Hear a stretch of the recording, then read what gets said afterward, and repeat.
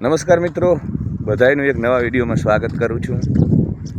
થોડીક પવન છે થોડોક, એટલે અવાજમાં સ્પષ્ટતા નહીં રહે, પણ જલ્દી જ હું મારા નેચરલ સ્ટુડિયો, કુદરતી સ્ટુડિયો, જ્યાં વૃક્ષની આડાશમાં આપણે વિડીયો ઉતારીએ છીએ, તો ના દંભ ના પાખંડ વાત કરીશું હૃદય નીચોવીને. તો હૃદય નીચોવવા માટે હું તમારો મિત્ર કૌશિક સિંધવ આવી ગયો છું, અને આજે તો મારા વ્યક્તિગત જીવન અને વ્યક્તિગત નિર્ણયને લઈ અને મારે હૃદય નીચોવવું છે. આજનો વિડીયો ઘણા બધા લોકોને નહીં ગમે, કેમ કે બહુ જ મોટો પ્રહાર છે, બહુ જ મોટો આઘાત હું કરવા જઈ રહ્યો છું તમારા મન ઉપર. એક બ્લુ પિલ સડી ગયેલી સામાજિક વ્યવસ્થાઓની એક વ્યવસ્થા છે, શૈક્ષણિક વ્યવસ્થા છે, જેમાં શિક્ષણને વેપાર બનાવી દેવામાં આવ્યો છે, જેમાં તમારા બાળકોને ભાર વિનાનું ભણતર નહીં પણ ખૂબ જ ભારવાળું ભણતર આપવામાં આવે છે.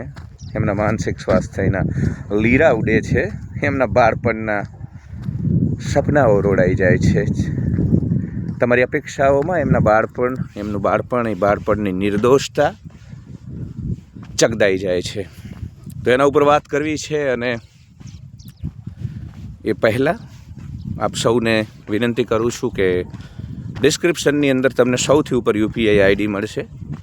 મારો વિડીયો, મારું કામ, મારું આ મિશન તમને પસંદ હોય તો ફૂલની પાંખડી, જેવી શક્તિ એવી ભક્તિ, ડબલ ડિજિટથી લઈ 3 ડિજિટ સુધી જે પણ યોગદાન કરવું હોય તે તમે કરી શકો છો. તમારા સહયોગથી જ આ ચેનલ ચાલી રહી છે. યુપીઆઈ આઈડી છે, એની નીચે મેલ આઈડી છે, જ્યાં સંપર્ક કરી, સંવાદ કરી તમે મારો કાઉન્સેલિંગ કોલ લઈ શકો છો. વિદ્યાર્થીઓ અને ભારતના નીચલા મધ્યમ વર્ગની વિનંતીને ધ્યાને રાખી આપણે એ જે રેટ છે એ 1000માંથી 300 રૂપિયા કર્યો છે. તો એનો પણ લાભ લેવા માટે આપ સૌ મિત્રોને વિનંતી કરું છું, તો એનો લાભ લો. બાકીના લોકો લાઈક કરે, શેર કરે, સબસ્ક્રાઈબ કરે, ઘંટડી ઓન કરે, વિડીયોને હાઈપ કરે, કમેન્ટ કરે. કમેન્ટ જરૂર કરજો મિત્રો, કેમ કે કમેન્ટ કરવાથી યુટ્યુબની એલ્ગોરિધમમાં વિડીયો ખૂબ જ આગળ પહોંચે છે. તો મિત્રો, અત્યારે હું આજે પણ વોકિંગ માટે આવ્યો. તો હું જ્યારે આજથી 20 વર્ષ પહેલાંની વાત કરું, મારી ઉંમર અત્યારે 41 વર્ષની છે. 20 વર્ષ પહેલાં જ્યારે હું ગામ બહાર નીકળતો સવારમાં, ત્યારે તો વોકિંગ કે એવું કશું કરતો નહીં, પણ એક્સરસાઇઝ માટે કે એના માટે નહીં, પણ કંઈક ખેતીનું કામ હોય, અન્ય કોઈ કામ હોય, એજ્યુકેશન ભણવા માટે, તો ગામ બહાર ગાયોના થણ ઉપર રહેતા. અને એટલે જ ગુજરાતના ગામડાઓમાં આપણે કહીએ ગોરજ, ગોધુલી. હવે એના બદલે એવું જોવા મળે છે દ્રશ્ય કે એ જે ચોક છે જ્યાં ગાયો ઊભી રહેતી, ત્યાં ગાડીઓ પ્રાઇવેટ સ્કૂલની પડી હોય છે 5-6, અને સવારમાં પેલા બાળકોને કાચી ઊંઘમાંથી ઉઠાડી એમની માતાઓ ક્યારે કંદોરાની જગ્યાએ મોબાઈલ ભરાવેલો હોય એન્ડ્રોઈડનો મોટો બધો, અને એમના માટે આ એક ગર્વનો, એમની શાખનો વિષય છે, પ્રેસ્ટીજનો વિષય છે.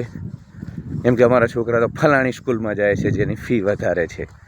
એટલે જેટલો છોકરો દૂર જાય ટાઉન સુધી, જેટલી વધુ ફી એ લોકો પે કરે એ માપદંડ છે એમના મોટા હોવાનો, અને એમનું છોકરું કંઈક વિશેષ ટ્રીટમેન્ટ લઈ રહ્યો છે એનું.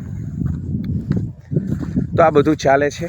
અને મારી વ્યક્તિગત વાત કરું તો મેં સંસ્કૃત સાથે ગ્રેજ્યુએશન કર્યું, LLB કર્યું, વકીલાતનું ભણ્યો હું, માસ્ટર કર્યું. તો સૌથી વધુ જે ફી મેં પે કરી મિત્રો, એ ફી હતી 1800 રૂપિયા વાર્ષિક. પ્રાઇમરી, હાઈસ્કૂલિંગ એ તો મફત જ હતું, નિઃશુલ્ક જ હતું, પૂર્ણ રૂપે નિઃશુલ્ક. કોલેજમાં 700-800 રૂપિયા ફી હતી. 2007માં મેં સ્નાતકની ડિગ્રી લીધી. ત્યારબાદ LLBમાં પણ 1800, મતલબ 1800 રૂપિયાથી વધુ ફી મેં કૌશિક સિંધવે મારા જીવનમાં ક્યારેય પે નથી કરી. અને આ જે મેં તમને વાત કરી ગામના ઝાંપે અત્યારે જે પ્રાઇવેટ, એ બધામાં ઓછામાં ઓછી ફી 30,000 છે વાર્ષિક એક બાળકની. બીજું મને એક પ્રમુખ જે નથી ગમતી, અથવા જે વાત સામે મારો નારાજગી છે, એ છે કે નોર્વે, ફિનલેન્ડ કે કોઈ પણ સૌથી ખુશ દેશો જે દુનિયાના છે, સ્કેન્ડિનેવિયન દેશો, ત્યાં બાળકોને 7 વર્ષ બાદ સ્કૂલમાં મોકલવામાં આવે, એનું બાળપણ ખીલવવા દેવામાં આવે, એને પૂરેપૂરો વિકસિત થવા દેવામાં આવે. ત્યારબાદ રસ રુચિ જોઈ અને એને ભણાવવામાં આવે છે. એનું રસ રુચિ મા બાપ દ્વારા પૂછવામાં આવે, કઈ દિશામાં એને જવું છે, કઈ દિશામાં એને રસ રુચિ છે, એ મુજબ એને શિક્ષણ આપવામાં આવે છે. આપણે યાર પેલું 6 વર્ષના બદલે 5 થયું ને હવે 4 થયું. હજુ ઈંડામાંથી બચ્ચું નીકળ્યું છે માંડ. બિચારું વિસ્મયથી જિજ્ઞાસાથી આ દુનિયાને એ બાળક જોઈ રહ્યું છે. એને આપણે દુનિયા નથી જોવા દેતા અને સીધો લગાવીએ છીએ આ દોટમાં, રેસમાં. એટલે આ બધી વસ્તુઓ સામે ક્યાંક ને ક્યાંક મારો વાંધો છે, મને પસંદ નથી. એટલે આજે હું તમારી સાથે વાત કરવા માગું છું કે મારી દીકરીને હોમ સ્કૂલિંગ કરાવવાનો નિર્ણય કર્યો છે.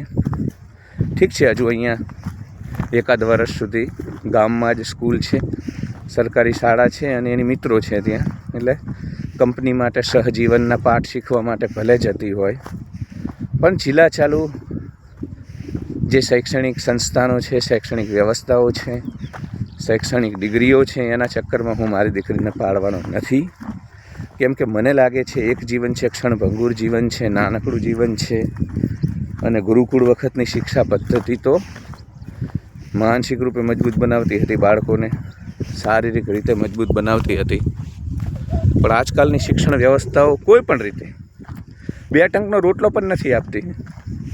હવે હું ભણતો હતો ત્યારે A+B+2 ને સાયન્સ થીટા, કોસ થીટા, આ થીટા, એકે થીટા કશું તંબુરોય કામ આવતા નથી. અભિજ્ઞાન શાકુંતલની, કાલિદાસની શકુંતલાનું વર્ણન, બીબમફળ જેવા હોઠ વાળીને, હરણી જેવી ચાલ વાળીને શું કામ આવે ભાઈ?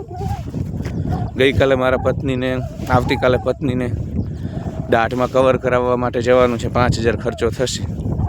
આ સાયન્સ થીટા, કોસ થીટાના અભિજ્ઞાનના નાટકોમાંથી શું મળશે મને કહો? મારા પિતાજીની સારવારમાં અધધ ખર્ચો થઈ રહ્યો છે, એમાં શું મળશે કહો? એટલે કહેવાનું મારું તાત્પર્ય છે કે જે 2 ટંકના રોટલા ન આપી શકે, જે શિક્ષણ તમને આર્થિક રીતે ઉન્નત ન બનાવી શકે, એ માત્ર ને માત્ર સમયની બરબાદી. તમારું બાળક 20-25 વર્ષ સુધી અને વાતો કરે છે ભાર વિનાનું ભણતર, પણ બિલકુલ ભાર વિનાનું નથી. મારી દીકરીનો થેલો હું ઘરે નથી, નહીં તો હું તમને થેલો ઉચકીને બતાવું.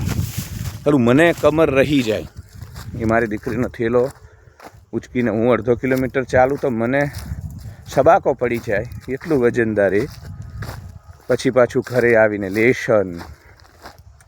કુમળા મન ઉપર, નાનકડું કુમળું મન જેને ખીલવાની જરૂર છે, જેને વિકસિત થવાની જરૂર છે, એને આ રીતે સતત લોડ આપવો, તણાવ આપવો, ડિપ્રેશન આપવું.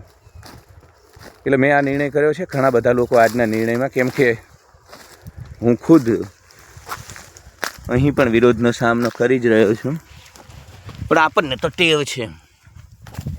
આપણે આવી ગયા છીએ આપણા નેચરલ કુદરતી સ્ટુડિયોમાં, જ્યાં આપણે પવનને રોકી શકીશું. તો હું તો નભરકોઠાનો નફ્ફટ થઈ ચૂક્યો છું, કેમ કે મેં તો નોકરી છોડી, અમદાવાદ છોડ્યું. રોજ અહીંયા ચાલવા આવું, ત્યાં રસ્તામાં વિરોધનો, લોકોની ઉપેક્ષાનો, લોકો જે ત્રાજવું લઈ મને તોલે, એ બધો સામનો હું તો કરી જ રહ્યો છું. એટલે આપણને તો હવે કોઠે પડી ગયું. પણ કુમળા બાળકોના મનનું શું? અને બીજું, આ હોમ સ્કૂલિંગના નિર્ણયને લઈને પણ વિરોધનો સામનો કરી રહ્યો છું, કરીશ. પણ મને ખબર છે કે સડી ગયેલી એક પણ સામાજિક વ્યવસ્થા, સડી ગયેલી, એક્સપાયર થઈ ગયેલી શિક્ષણ વ્યવસ્થા એ કશું કામ નથી આવવાની. ના એ રોજગાર આપવાની છે, ના સારું માનસિક સ્વાસ્થ્ય આપવાની છે. એટલે કશું નથી આ વ્યવસ્થાઓમાં. એટલે હું તો કમસે કમ આ વ્યવસ્થાઓનો હિસ્સો નહીં બનેલો રહું, નીકળી જ રહ્યો છું. મેક્સિમમ ઘણું બધું ઓછું કરી નાખ્યું છે. થઈ શકે એટલું મહત્તમ આ વ્યવસ્થાઓને હું છોડી રહ્યો છું. અને હોમ સ્કૂલિંગ હું ઈચ્છું છું કે મારી દીકરીને યોગા અને એમાં થોડોક રસ છે, તો ઈચ્છું છું કે આગામી 9-10 વર્ષ સુધી, હવે એ અત્યારે 12 વર્ષની છે, તો 25 વર્ષ સુધી આ શિક્ષણ લઈ અને આટલો બધો સમય આપે, એના કરતાં એટલો સમયમાં યોગમાં કેટલી માસ્ટર થઈ જશે, યોગમાં કેટલી પારંગત થઈ જશે. એટલે હું એને એ દિશામાં કે ભાઈ તને ખરેખર જે રસ છે એમાં જ આપણે 10-10 ફૂટના ખાડા કરીશું તો પાણી નહીં નીકળે. એક જ 100 ફૂટનો જો ખાડો કરીશું તો જ આપણને પાણી મળશે, સફળતા મળશે. તો વિજ્ઞાન ને ગણિત ને સામાજિક વિજ્ઞાન ને પર્યાવરણ ને ઠીક છે, અત્યાર સુધી 12 વર્ષની થઈ એટલે સર્વજ્ઞ જે થોડુંક સર્વાંગી અને અભ્યાસ મળવો જોઈએ એ બધા અલગ અલગ વિષયનો મળી ગયો, આટલો પૂરતો છે.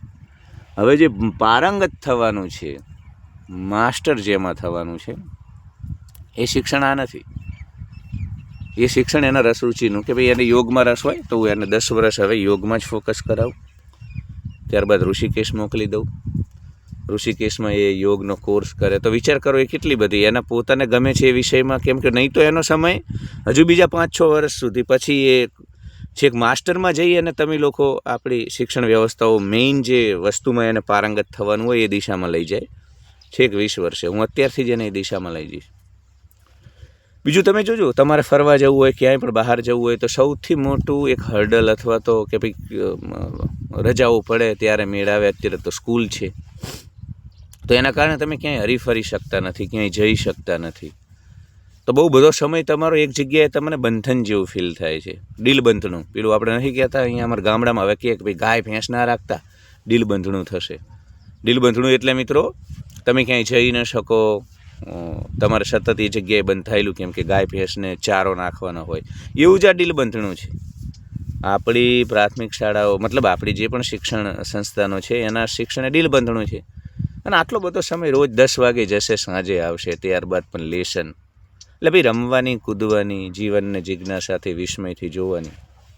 મારા પિતાજીના સમયમાં તો એ લોકો આંબલી પીપળી રમતા, એવી બધી રમત રમતા આઉટડોર. હવે તો આ લોકો કાં તો સ્કૂલમાં, ત્યારબાદ લેસન્સ, ક્લાસીસ, એક્સ્ટ્રા કરિક્યુલમ એક્ટિવિટીનો પણ રાફડો. અને સ્કૂલવાળા સાહેબ એટલા ભ્રષ્ટ છે, પ્રાઇવેટ સ્કૂલવાળા.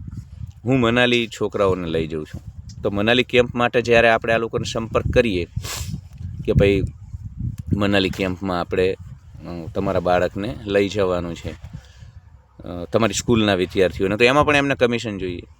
તો ઘણી બધી વખત કહું કે યાર તમે આટલી બધી ફી લો છો, ઓલરેડી લૂંટી તો લીધા છે, તો હવે શા માટે વધારાનું તમારે આમાંથી પણ કમિશન? એટલે આવા ભ્રષ્ટ લોકોને ત્યાં તમારે 15 વર્ષ ભણાવવાનું.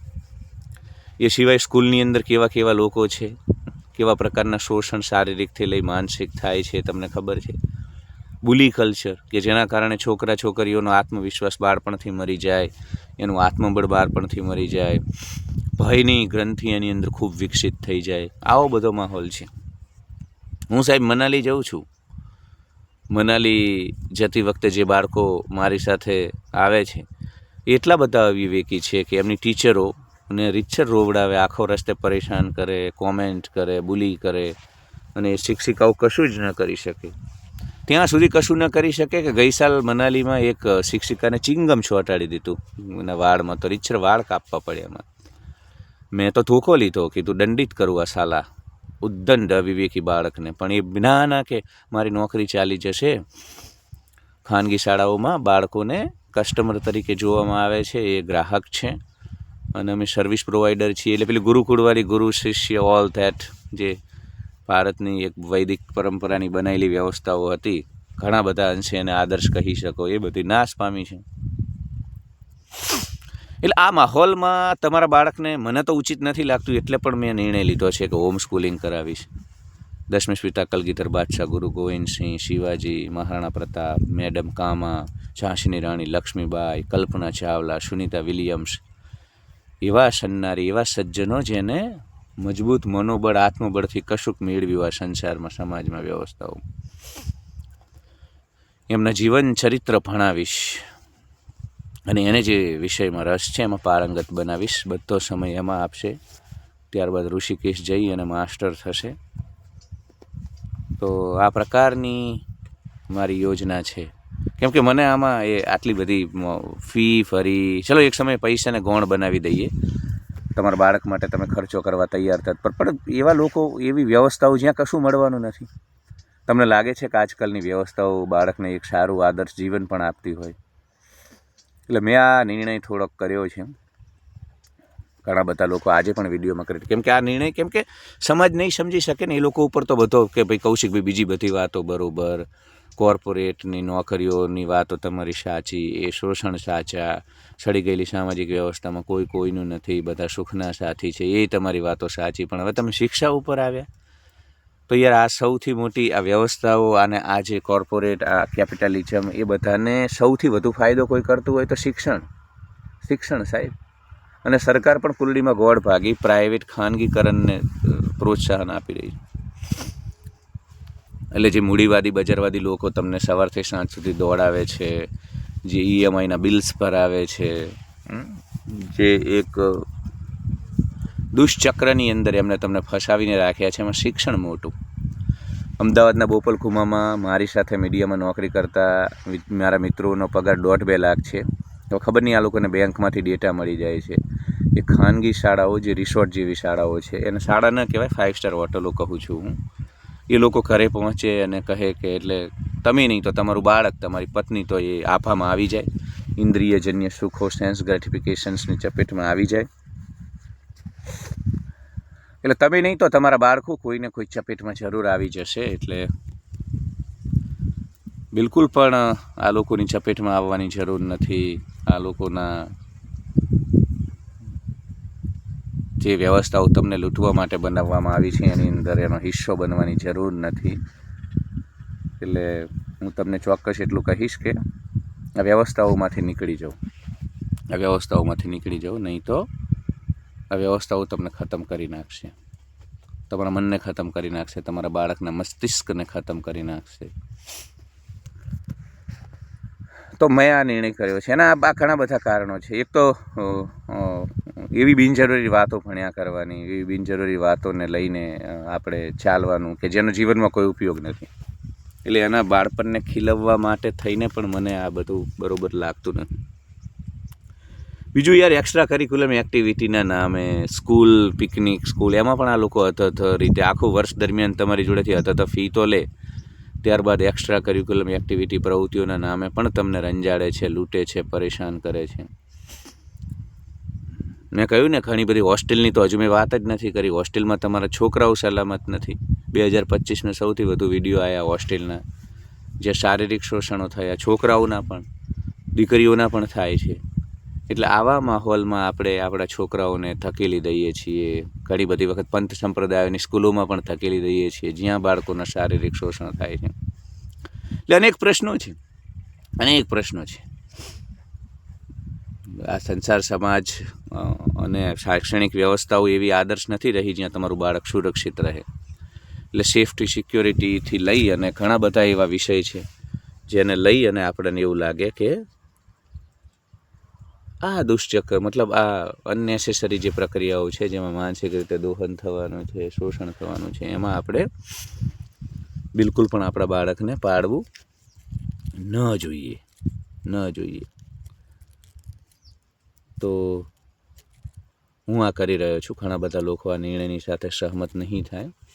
મને ઠીક નથી લાગતું કે આટલા બધા જીવનના વર્ષો એવા શિક્ષણ પાછળ, જે આત્મવિશ્વાસ નથી આપવાનું, આત્મબળ નથી આપવાનું, રોજગાર પણ નથી આપવાનું, એની પાછળ બગાડવા જોઈએ.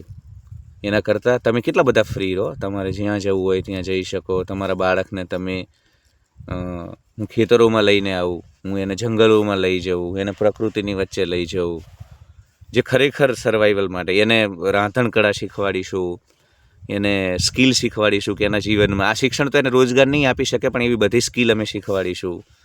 ભૂરિયાના બાળકો, વિદેશી લોકોના બાળકો શા માટે સારું જીવન જીવી રહ્યા છે?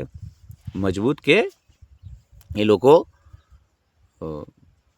બધું શીખે છે, બધું સ્કિલ કે જેનાથી બહારના જીવનમાં એમને તકલીફો ન પડે. એટલે એ બધું શીખવીશું, જે ખરેખર જીવનમાં એ ક્યાંય પણ પાછી ન પડે એવી માનસિક મજબૂત બનાવીશું. ઇમોશનલી એને સ્ટ્રોંગ કરીશું. હોમ સ્કૂલિંગમાં એને ઇમોશનલી મજબૂત કઈ રીતે બનાવી, ચતુર, ચાલાક, ચબરાક, ચોટીલ, દુનિયાથી લડવા માટે સક્ષમ કઈ રીતે બનાવવી, આ બધું કરીશું. તો આ નિર્ણય મેં કર્યો છે અને હું ઈચ્છું છું કે તમે સમજશો આખી વાતોને અને આ નિર્ણયને વધાવશો. તો love you all. Like, share and subscribe. Hype my video. Comment જરૂર કરજો. કમેન્ટથી વધુ લોકો સુધી પહોંચાય છે. અને કાઉન્સિલિંગ કોલ સેવા તમારા માટે જ છે, એનો લાભ લો. વધુને વધુ લોકો તમારી કોઈ પણ સમસ્યા હોય, ચાહે વ્યક્તિગત જીવન હોય, પ્રેમ સંબંધો હોય, કાળા માથા માનવીને પૃથ્વી ઉપર જે પણ સમસ્યાઓથી એ પરેશાન રહે છે, તમામ સમસ્યાઓનું સમાધાન અને નિરાકરણ હું એમાં આપીશ. તો તમે એમાં જોડાઈ શકો છો. ડિસ્ક્રિપ્શનમાં વિગત છે. Love you all. Like share and subscribe and hype my video.